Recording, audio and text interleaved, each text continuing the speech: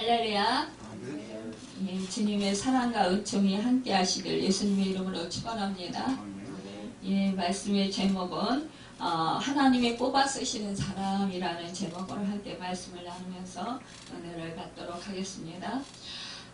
제1차 세계대전 말기 영국의 경건한 기독교였던 그 알렌비 대장이 예루살렘을 점령할 때의 일인데요. 이 알렌비는 영국 정부로부터 팔레스타인을 정복할 것을 명령받았다고 합니다. 당시에는요, 그 이슬람 교도들인 터키군이 예루살렘을 지키고 있었기 때문에 함락시키는데 어려움이 많았다고 해요. 그래서 포격을 하면 쉽게 점령할 수 있었지만 이 알렌비는 예루살렘이 예수님의 흔적이 있는 곳일 뿐 아니라 그 하나님의 거룩한 성임을 생각하고는 그곳에서 피 흘리기를 원치 않았습니다. 그래서 그는 공격 결정을 유보하고 영국 왕에게 피를 흘려서라도 점령할 것인지 아니면 어떻게 할 것인지 그 여부를 물었어요. 그러자 그 영국 왕 역시 피 흘리는 것은 원치 않았다고 합니다. 그래서 그는 알렌비 대장에게 금식하고 기도하며 주의 뜻을 기다리라고 명령을 했다고 그래요. 그런데 이 예루살렘 성 안의 터키 병사들은 자신들을 공격하러 온 이 사람이 알렌비 대장이라는 그 말을 듣고는 큰 두려움에 쌓이게 되었다는 거죠. 알렌비라는 말이 터키 말로 하나님이 대항하신다, 또 하나님이 저주하신다 라는 뜻이었기 때문이라는 것이죠. 그러니까 이 알렌비 대장이 이렇게 온 것은 자기들을 하나님이 대항해서 저주를 시키기 때문에 자기들은 싸울 수가 없다라는 그런 마음이 그들을 지배하게 된 거예요. 그러니까 이들은 불안했던 거예요. 그런데 더구나 그 성을 포위한 채 공격을 하지 않는 것을 보면서 이 알렌비 군대에 대해서 더욱더 공포를 느끼기 시작했다라는 거죠. 참으로 이렇게 마음을 지키는 자가 성을 빼앗는 자보다 더 낫다고 하는 말씀이 이때 생각나는 것입니다. 그러니까 이들은 마음이 벌써 무너진 거예요. 결국 이들은 막 마음에서 불안해하고 이러다가 이제 전의를 상실한 거죠. 결국 강하고 독하기가 영국 병사보다 더 이름난 이 터키 병사임에도 이 알렌비 군대에게 큰 두려움을 느끼고 결국은 전의를 상실해서 마침내 이 터키군은 예루살렘 성문을 열게 되었고요. 무조건 항복의 뜻을 표했다는 것입니다. 이렇게 해서 영국군은 총 한 방도 쏘지 않고요. 알렌비 그 대장을 선도로 모자를 벗어들고는 찬송하면서 예루살렘에 입성했다라는 거죠. 할렐루야. 이것은 바로 뭐예요? 믿음이 승리했다라는 것이에요. 그리고 이 알렌비 대장과 이 영국 왕이 정말 이 하나님이 그 이스라엘 백성들을 사랑하시고 그 예루살렘 성전에 계셨던 그곳, 그러니까 성지잖아요. 그리고 예수님께서 그곳에서 나셨고 그곳에서 사셨고 그곳에서 사역하셨습니다. 이곳을 이렇게 정말로 인간적인 방법으로 총이나 하약을 터뜨린다든가 그러한 총칼을 휘둘러한다든가 이런 것이 아니라 인간적인 그런 악한 행위를 한 것이 아니라 이들은 하나님의 방법을 했던 거예요. 정말 하나님께 금식하고 기도하면서 하나님께 맡겼던 것입니다. 그랬더니 하나님께서 이렇게 사람의 마음을 움직여서 역사를 해주셨다는 거예요. 여러분, 우리가요 이 세상을 살아갈 때 정말로 수많은 이렇게 난공불락과 같은 그런 그 어려움이, 고통이 우리 앞에 있을 수가 있다라는 거예요. 그렇지만 그런데 우리는 어떻게 해요? 인간적인 전술을 쓰려고 해요. 인간적인 방법, 세상적인 방법, 내가 여지까지 살아왔던 방법으로 이 문제를 해결해 보려고 애를 쓴다라는 것이죠. 우리는 그래서 고민하고 걱정하고 염려하고 그래요. 그런데 이렇게 하나님의 방법, 정말로 하나님께 맡기고 금식하면서 하나님께 기도할 때 하나님께서 역사해 주신다라는 거예요. 여러분, 사람은요, 사람의 마음을 움직일 수가 없어요. 물론 이제 어떤 때는 이렇게 변화를 조금 시킬 수 있다라고 이렇게 하지만, 그러나 그 사람의 그 본질적인 것을 바꾸지 못해요. 이것은 바로 누가 바꾸냐? 전능하신 하나님, 모든 만물을 창조하신 그 창조주이신 그 하나님만이 이 사람의 마음을 바꿀 수 있다라는 사실입니다. 움직일 수 있다라는 사실입니다. 그렇기 때문에 이 하나님께서 역사하시는 것입니다. 사람은요, 모든 일을 하는 것 같지만, 할 수 있는 것 같지만, 그러나 사람이 할 수 있는 것이 아니라, 하는 것이 아니라 하나님이 하십니다. 여러분, 하나님은요, 사람을 통해서 그러나 일하셔요. 왜냐? 하나님은 사람을 동역자로 삼으셔서 함께 일하시면서 하나님께서요, 그 사람을 통해서 영광을 받으시길 원하시는 거예요. 또한 하나님은 하나님께서 쓰시는 그 사람을 하나님께서 쓰시고, 하나님께서 또한 그 사람을 영화롭게 하시는 것입니다. 여러분, 하나님께서 하시는 일이 사람의 의해서가 아니라 하나님에 의해서 이루어진다는 것을 우리 하나님은 그래서 알고 싶어 하시는 거예요. 여러분, 많은 우리 예수를 믿는 사람들이요, 간증자들이 나타납니다. 이럴 때요, 정말 하나님께서 행하신 일들을 간증했을 때 우리 모두가 하나님의 역사심을 보면서, 야, 정말 하나님은 살아계시고 하나님은 늙지 못하는 일이 없으셔, 이러면서 그 하나님, 나도 정말 더 깊이 만나고 싶고, 나도 그 하나님을 더 알고 싶고, 그 하나님의 도움을 받아서 정말로 이 세상에서 하나님의 영광을 높이 드러내면서 간증하고 싶다, 증인이 되고 싶다, 이런 마음이 우리들 마음속에 있게 된다라는 것입니다. 여러분, 오늘 본문 말씀이 바로 그런 내용이라는 것이에요. 미디안은요, 유대 나라, 이스라엘을 너무나 괴롭히는 나라였어요. 오죽하면은요, 정말 막 쳐들어와가지고, 막 그냥 그 모든 물품은 물론이거니와 양식 같은 것을 정말 농사를 기껏 많이 그냥 열심히 지어 놓으면 다 약탈해 가는 거예요. 이러니까 살 수가 없는 거예요. 그러니까는 이 기도원은요, 오죽하면 포도주 틀을 짜는 그 좁은 곳에서 정말 이렇게 밀을 타작하는 거야. 하나하나 포도주 짜는 그 틀에서 그러고 있을 때 하나님께서 찾아오십니다. 여러분, 이렇게요, 정말로 막 다 약탈해 가니까 숨어서 자기 먹을 양식을 이렇게 뭐라 그럴까요? 이렇게 지키는 거예요.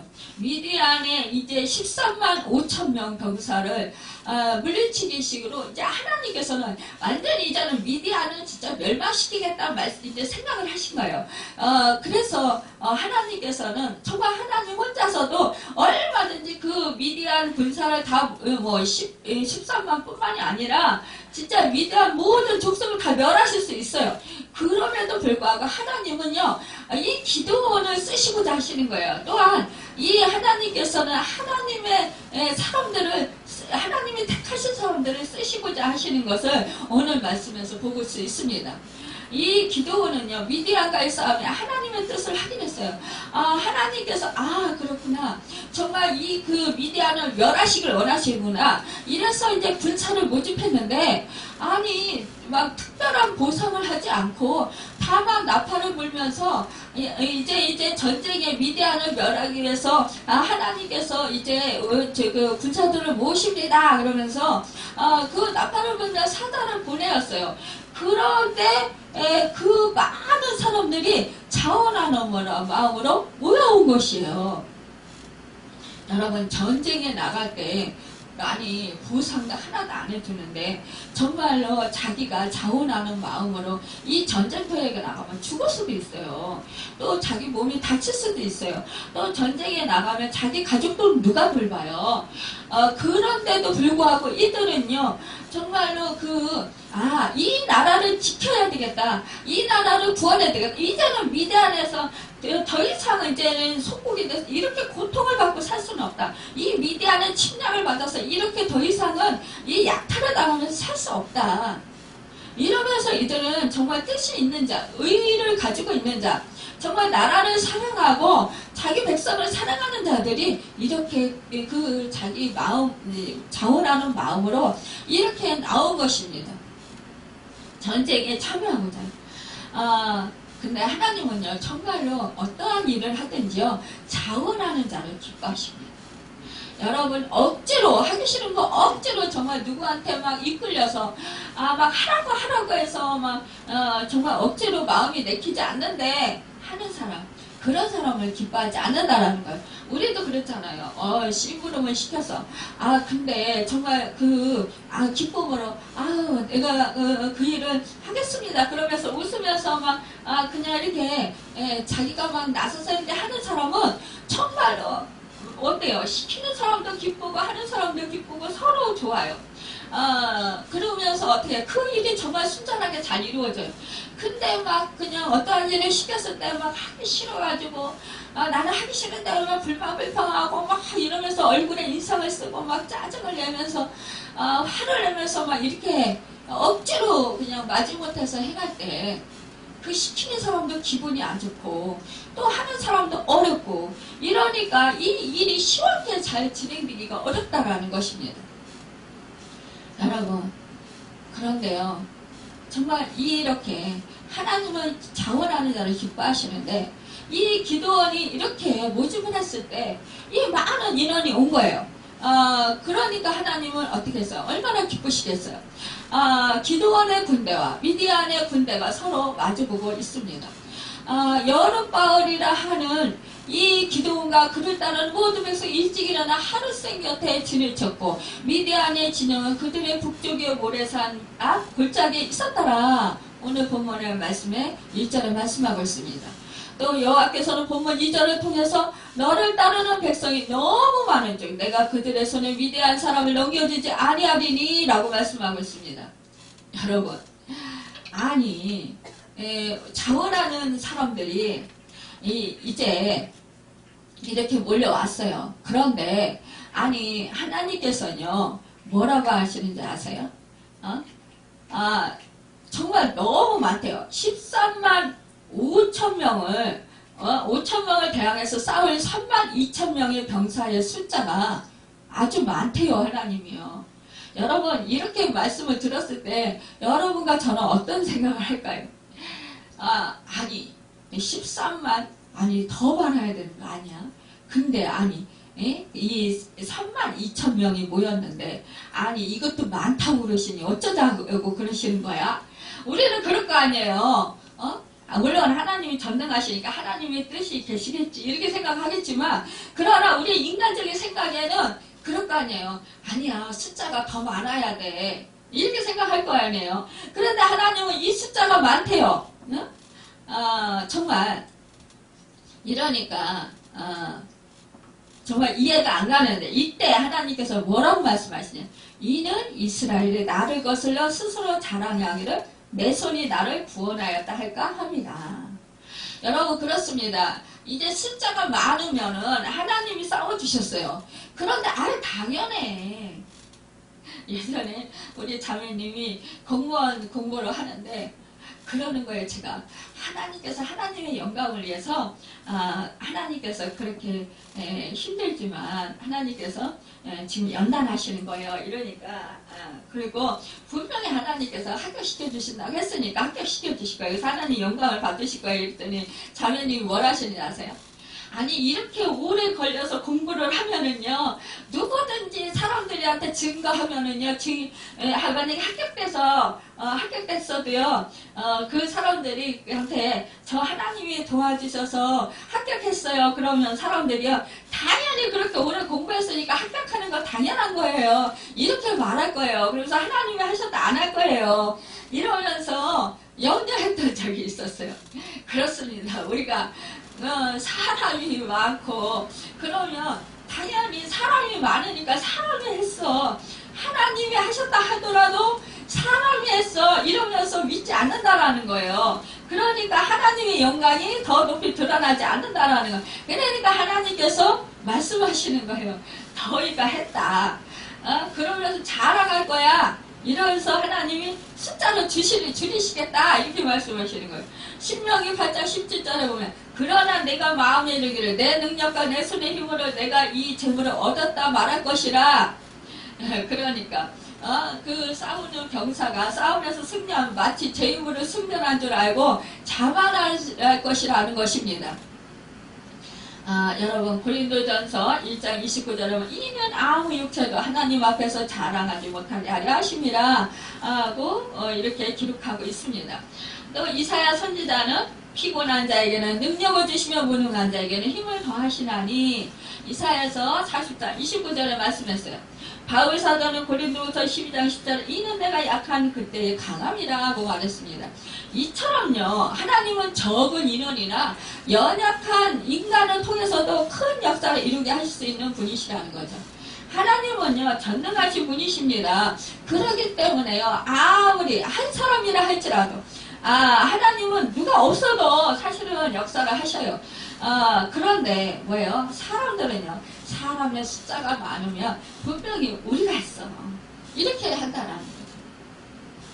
하나님께서는요 그렇기 때문에 누구든지 두려워 떠는 자는 길르앗산을 떠나 돌아가라 이렇게 말씀하시면서 결국 22,000명은 돌아가고 10,000명이 남았어요. 아니 이제 두려워하는 사람은 가서 떠나라 이렇게 말하니까 그냥 스스로 떠난 거예요. 이 말을 듣고 신명기 20장 8절에 두려워서 마음이 허약한 자가 있느냐? 그는 집으로 돌아갔지니 라고 기록하고 있습니다. 그러니까 두려워하고 자기 이익만 구하는 사람은요 언제나 하나님의 일을 하는데 방해만 됩니다.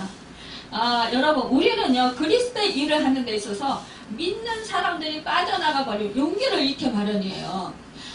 전의를 잃어요. 사실상요 어떠한 일을 할 때요 사람들이 한때 막 합시다 같이 합시다 막 이러다가 뭐 결정적인 순간에 나는 못해요. 나는 이런 게 힘들어서 못해요. 이렇게 하고 떠나가면 이제 나가 있는 사람이요 정말 그런가? 이거 정말 힘들어서 나도 힘들겠네? 이런 생각 나도 못하겠네? 나도 이런 것 저런 거 따져보니까 저 사람 못한다고 하니까 저 사람 빠져나가니까 나 저 사람 믿고 하려고 했는데 또 저 사람 못한다니까 나도 그러면은 못하겠네? 이렇게 된다라는 거예요. 이게요 부정적인 이런 요소들은 너무나 강하게 그 환경을 지배해요. 여러분 우리의 마음을 지배해요. 그렇기 때문에 우리는 부정적인 요소를 갖지 말아야 된다라는 거예요. 부정적인 말을 뒷순날 하지 말아야 돼요. 참으로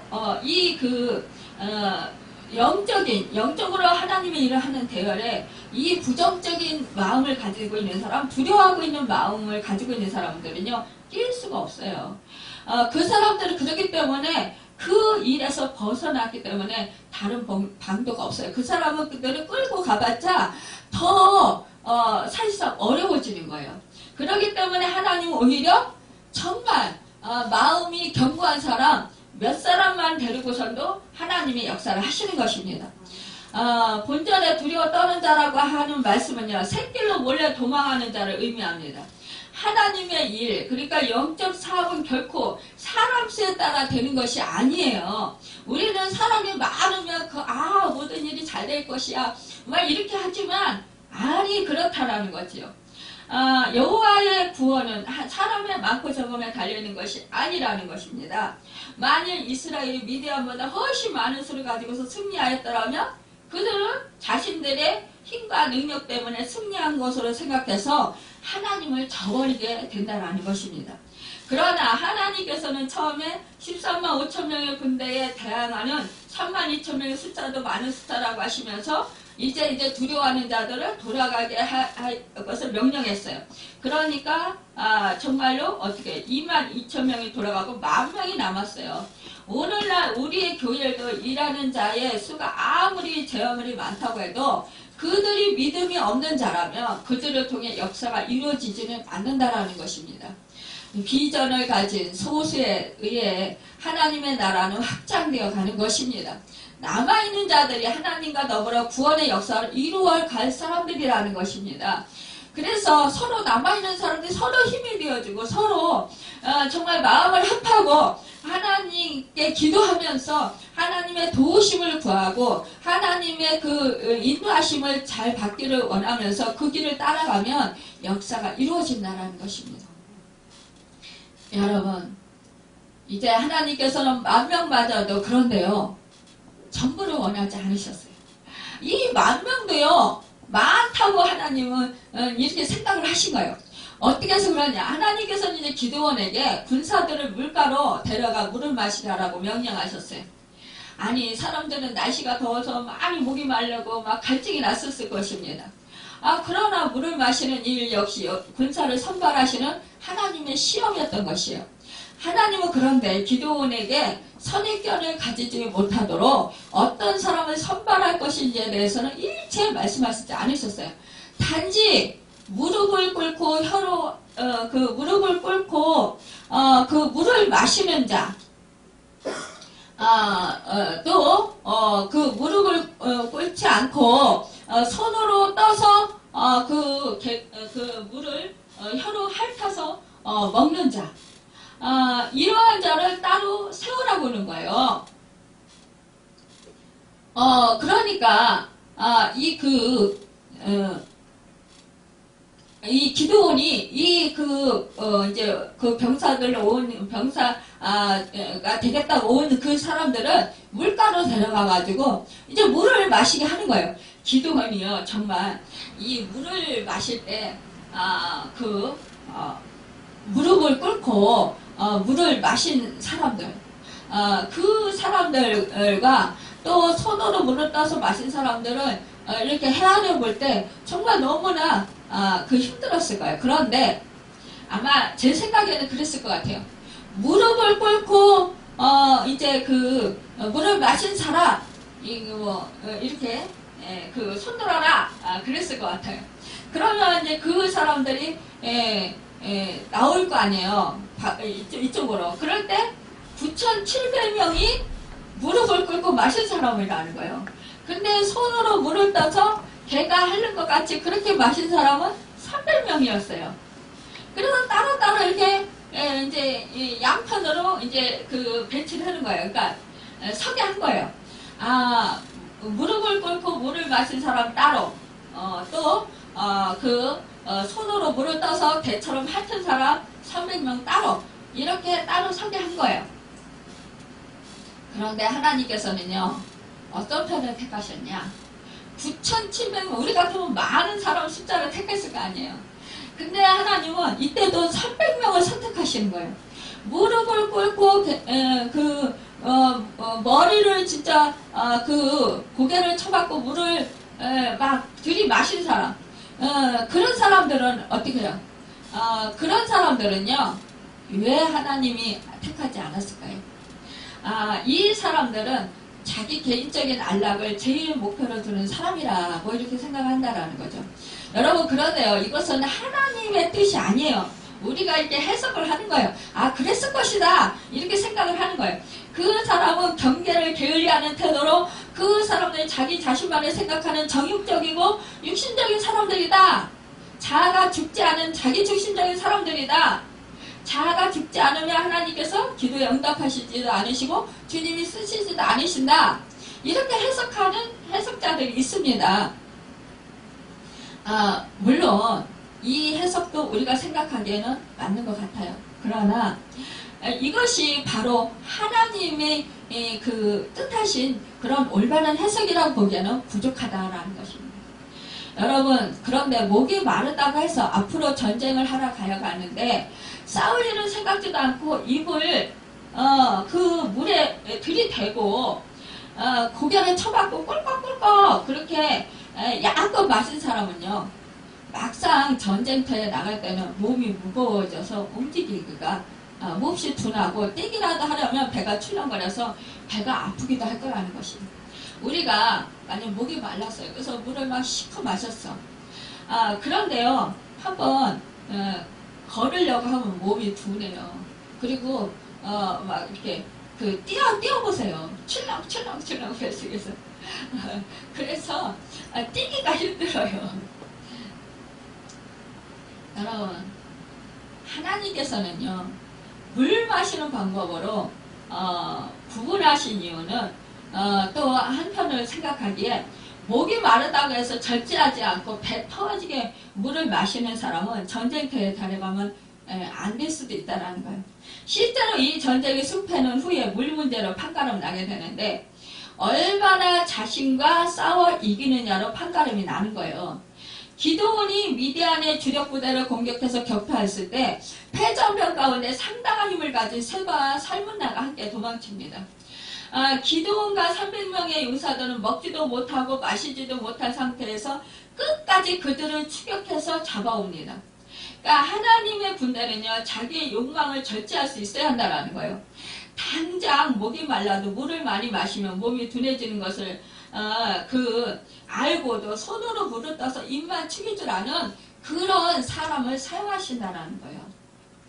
여러분, 우리는요, 정말 하나님께서 사소해 보이는 물 문제가 최종적인 승리를 결정하시는 것을 우리가 이 말씀에서 깨달아야 된다는 것입니다. 여러분, 용사를 쓰러뜨리는 것은요, 큰 문제가 아니에요. 아주 사소한 문제가 결정타를 가합니다. 여러분, 우리가요, 사단에게 속는 것은요, 정말 큰 문제가 아니에요. 우리가 사단에게 속는 건 아주 사소한 문제예요. 그럴 때 걸려 넘어질 경우가 참 많이 있어요. 사람은요, 큰 일을 할 때도요, 큰 문제에 걸려 넘어지기보다도 아주 사소한 작은 문제에 걸려 넘어질 때가 너무나 많다는 거예요. 여러분, 말 한마디요, 말 한마디에 우리가 마음이요 상해서 그 상한 마음 때문에요, 정말 큰일을 그르치는 경우가 많아요. 우리가요, 이스라엘의 첫 번째 왕 사울을 보면 알 수 있어요.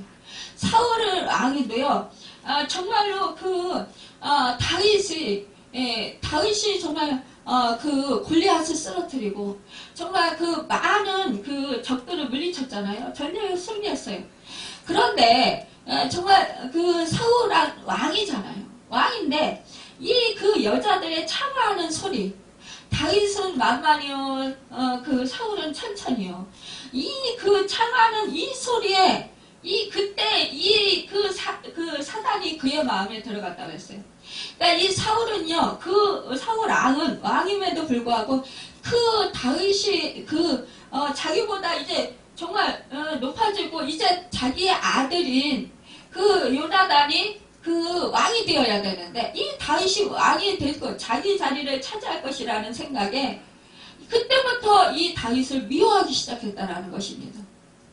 여러분, 우리가요, 정말 작은 말 한마디에 이렇게요, 내 마음이 상하고, 그러면은요, 큰 일을 놓고, 그 큰 일을 결국은 감당하지 못하고, 결국은 망하고 마는 것을 보게 돼요.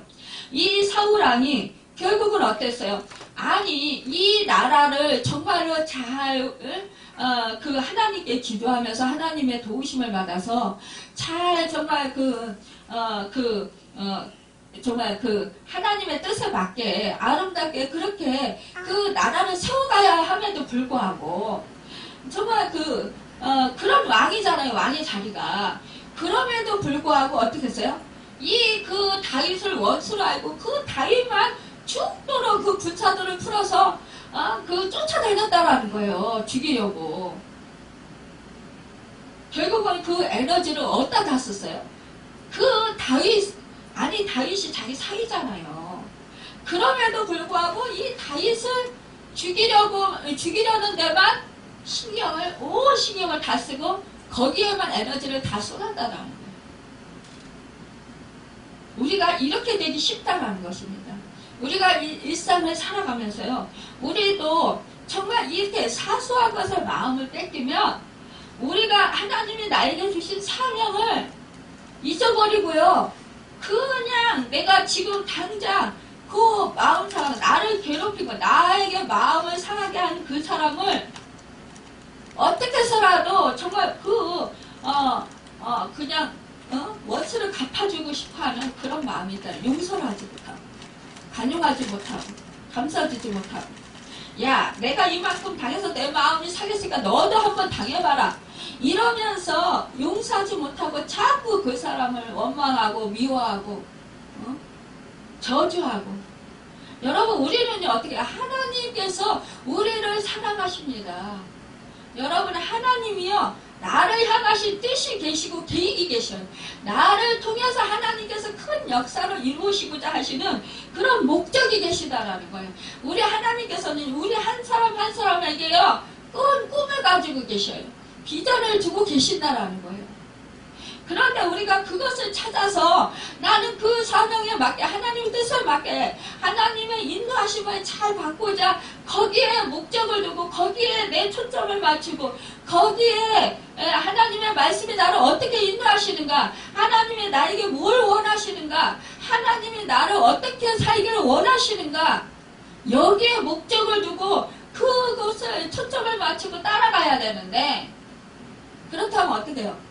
미와 원수를 사랑해라. 그랬으면 원수를 사랑하도록 힘써야 되는 거예요. 내 힘으로 못하기 때문에 내 힘으로 못합니다. 내가 용서하려고 하지만 내 힘으로 안 됩니다. 그렇기 때문에 주님의 마음을 주십시오. 주님의 사랑을 부어주십시오. 용서할 수 있는 하나님의 그 사랑과 그 마음을 나에게 주님의 마음을 부어주셔서 그 사람을 용서할 수 있도록 도와주십시오. 이렇게 우리가 주님을 의지하고 하나님을 의지하는 것밖에 없습니다. 성령의 도우심을 구해야 되는 거예요. 여러분 우리가 말씀대로 살고자 실천을 하고자 애쓰지만 안 될 때가 너무나 많이 있다라는 거예요. 그럴 때마다 나는 힘이 없어서 연약해서 안 돼요. 이거 끝나는 게 아니라 나는 할 수 없습니다. 내 마음도 내 생각도 내가 주장해서 내가 결단해서 할 수가 없습니다. 그러니까 성령님 도와주세요. 그래서 내가 내 힘으로 살 수 없기 때문에 주님이 더욱더 필요합니다. 주님의 능력이 필요하고 주님의 사랑이 필요하고 주님의 마음이 필요합니다. 나는 죽고 이제는 내가 주님의 생명으로 살아야 됩니다.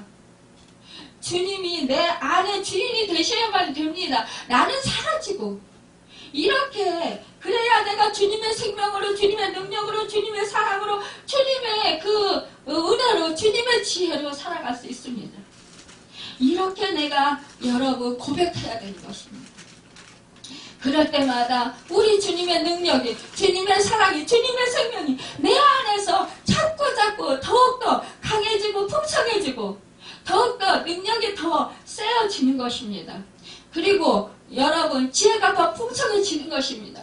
그럴 때 여러분 주님이 사랑으로 내가 정말 원수를 사랑할 수 있고 용서할 수 있고 용납할 수 있고 그를 오히려 내 그 동역자로 내 그 일꾼으로 나와 함께하는 자로 오히려 쓸 수 있다라는 거예요. 같이 할 수 있다라는 것입니다.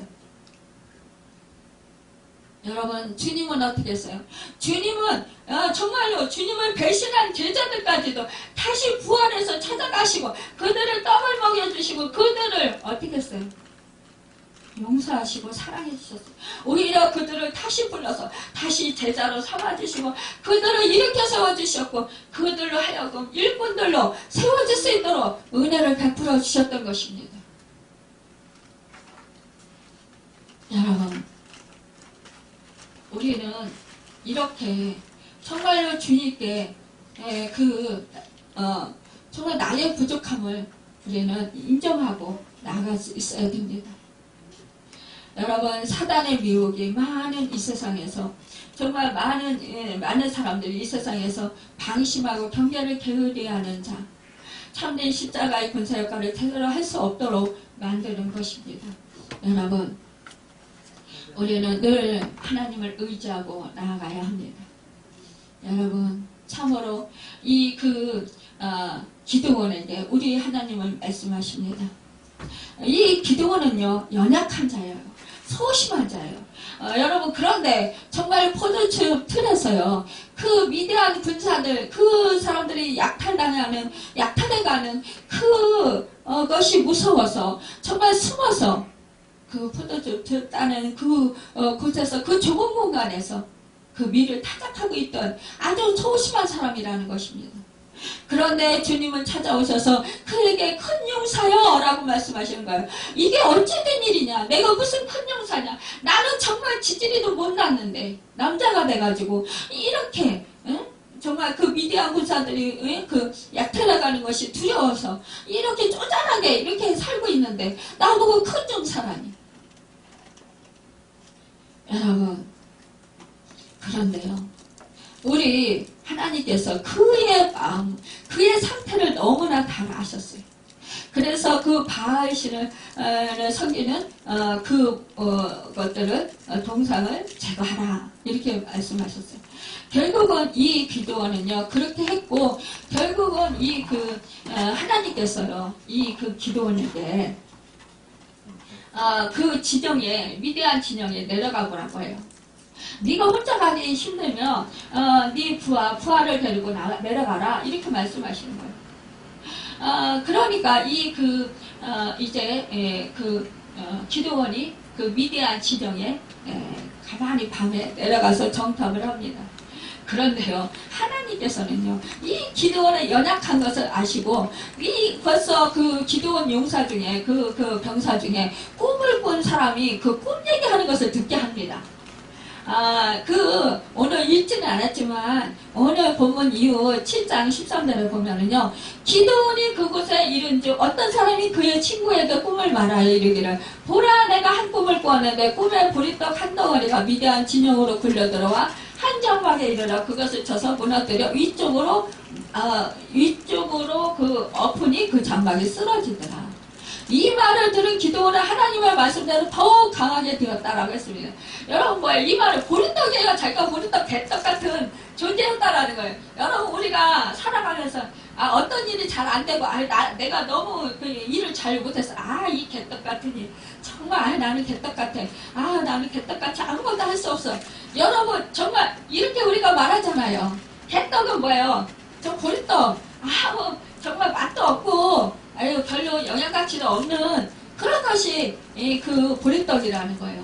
여러분, 그런데요, 이 보리떡이 무슨 힘이 있습니까? 예전에요, 배고플 때 뭐예요? 보리밥 먹으면은 힘이 없다고 했어요. 그래서 쌀밥을 먹어야 되는데, 이랬단 말이에요. 이 보리떡 같은 존재가 기도원이었단 말이에요. 그런데 정말 이 보리떡이 미디안 진영을 쳐서 무너뜨렸다. 이 소문이 이 꿈을 꿨다. 이 소리를 듣고, 하나님이 그래. 이 위대한 군사를 나에게 주셨구나. 그리고 이 기도는, 용기 백배해가지고, 그때 뭐예요? 여러분, 우리가요, 내 약한 거, 내 속에 막 움츠리고 있던 거, 상처들, 이런 것들 하나님이 딱 끄집어내가지고 딱 가르쳐 줄 때요. 이때 위로가 정말 넘칩니다. 그러면서 막 폭복이 터져나오고 막 감사가 넘치고, 그러면서 하나님이 내 심정을 너무나 잘 아셔. 내가 이것이 상처였는데 이것을 하나님께서 아시고 어떻게 이것을 나를 이렇게 치료해 주실까? 여러분, 이 기도원이요, 자기 연약한 상태를 알았어요. 그런데 자기는 정말 보리떡 같은 존재였어요. 그런데 이 보리떡이 이 미디안 정말로 13만을 넘는 이 군사들을 이기게 하셨다. 그러니까 하나님이 나를 편에 계셔서 이기게 하셨어. 그러면은 이제 용기 백배 해가지고 이제는 나아가자. 그러고서 이제 나아간 거예요. 그런데 기도원이요, 이 용사들에게요, 여러분, 칼과 이런 거를 사용하지 않았다라는 사실을 여러분 어떻게 했는지 아세요? 여러분, 300명이요 나팔을 들었어요. 나팔을 불고, 여러분 또 어떻게 해요? 항아리를 부수고, 그러니까는 300명의 용사들이 다 나팔을 불었어요. 비단아리를 깨뜨렸어요. 자수의 횃불을 들었어요. 그러니까 좌측의 손에 횃불을 들어, 우수의 나팔을 불어 고함을 질렀어요. 이러니까요. 이 적들이요, 미디안 적들이 혼비백산해가지고, 막, 이제, 자기들끼리 서로 막 치는 거예요. 자기 동물을. 그래서 혼비백산해서 다 죽고, 막 도망가고, 막 그런 거예요. 결국은 어떻게 했습니까? 승리를 했다라는 것입니다. 여러분, 우리는요, 정말로 하나님이 이렇게 역사하시면, 여러분 칼을 쓰지 아니하고 화살을 쏘지 않아도요, 우리 하나님이 함께 하시면 이렇게 이기게 하신다라는 거예요. 놀라운 하나님의 방법으로요. 손도 안 쓰고, 아까 제가 그 엘람 장군의 말을 했잖아요. 터키군을 함락시킨 거. 뭐 했어요? 총알도 안 썼어요. 여러분, 평화적으로 역사를 해주신다라는 것입니다. 이기게 하신다라는 거예요. 평화로운 방법으로요. 여러분과 저는 어떤 사람이 되어야 될까요? 하나님이 뽑아 쓰는 사람. 여러분 결코 힘이 있고 능력 있고 정말 지혜가 출중하고 여러분 세상에서 내놓으라 하는 사람. 물론 그런 사람들도 쓰시기도 하지만 그러나 여러분 이렇게 기도원과 같이 보리떡과 같은 저와 여러분과 같은 연약한 자, 정말 병든 자, 여러분 정말 배우지 못한 자, 가난한 자, 여러분 이 세상에서 소외된 자, 여러분 이 세상에서 정말로 멸시천대 받는 자를 여러분 들어서 쓰신다라는 사실입니다. 여러분 주님이 부르신 제자들도 믿음이 좋은 사람들이 아니었어요. 여러분 어부였어요? 사리들이었어요? 여러분 어떤 사람들이었습니까? 이 주님의 제자들 정말로 너무나도 정말로 힘이 없는 가난한 사람들이었습니다. 그러나 배우지 못한 사람들이었어요. 그러나 하나님께서는요 이러한 제자들을 사용해 주셨다라는 거예요. 제자로 불러 모아 주셨다라는 거예요. 여러분 하나님께서 세상의 미련한 것들을 택하사 지혜 있는 자들을 부끄럽게 하려 하시고 세상의 약한 것들을 택하사 강한 것들을 부끄럽게 하려 하시며 하나님께서 세상의 천한 것들과 멸시받는 것들과 없는 것들을 택하사 있는 것들을 패하셨다라는 것입니다. 고린도전서 1장 27절에 28절에 말씀하고 있습니다. 여러분 하나님은 전능하신 분이세요. 세상을 만드시는데 사람의 도움을 받지 않으셨습니다. 구원을 이루시는데 우리의 도움이나 공로를 필요하지 않으십니다. 그럼에도 불구하고 하나님께서 하나님 나라와 교회를 위해서 우리를 부르시고 우리를 쓰시는 것은 우리를 아끼시고 사랑하시기 때문이라는 것입니다. 여러분 저와 여러분 연약하지만 여러분 가진 것 없지만 여러분 병들었지만 여러분 절망하지 마시기 바랍니다. 하나님께만 붙어 있으시길 바랍니다. 하나님께만 의존하시고 하나님께 정말로 전폭적으로 하나님께 맡기시고 하나님이 정말로 나를 향해서 쓰시는 그 은혜가 있다라는 사실을 여러분 믿으시고 나아가시길 바랍니다. 하나님께서 우리에게 상 주시고 싶으시기 때문에 우리를 여러분 선택하시고 여러분 우리를 쓰신다라는 것 여러분 이것을 잊지 아니하시고 어떠한 어려움과 어떠한 내 지금 형편이 나이 들었다고 내가 병들었다고 내가 지금 연약하다고 내가 지금 가진 것이 없다고 여러분 슬퍼하거나 나는 틀렸다 이제 끝났다 이렇게 생각하시는 것이 아니라 그래 나도 하나님이 뽑아 쓰시는 그런 사람이 될 수 있다 라는 것을 여러분 생각하시고 여러분 그 하나님을 의지하셔서 하나님이 정말로 뽑아 쓰시는 귀한 사람으로서 여러분 이 세상에서 정말 하나님께 영광을 돌려드리고 하나님께서 기뻐하시는 여러분과 제가 되기를 예수님의 이름으로 축원합니다. 기도하겠습니다.